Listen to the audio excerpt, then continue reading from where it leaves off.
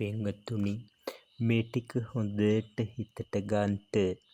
ඔයාලා ජීවිතය පවත්වාගෙන යාමේදී විවිධ දේවල් කරනවා. හොඳ වැඩ කරනවා, නරක වැඩ කරනවා. ඔයා නරක වැඩ කරාට ඔයා පව්කාරකම් කරනවා. ඒ පව්කාරකම් ඔයා කොහොම කළත් අන්තිම මොහොතේ ඔයාගේ හදවත ඔයාට සමාව දෙන්නේ නැහැ.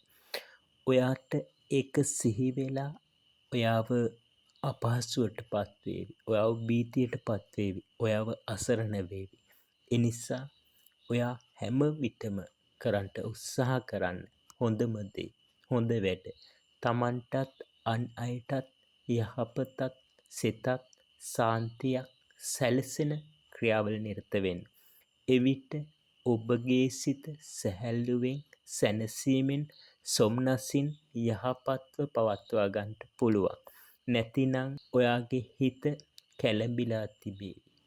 භීතියෙන් තිබේවි. සැකයෙන්, සංකාවෙන් තියේවි. එනිසා ඔබ හිතට ගන්නට හොඳ දේම කරන්න. පින්කාරකම් කරන්න. ඔබට තෙරුවන් සරණයි.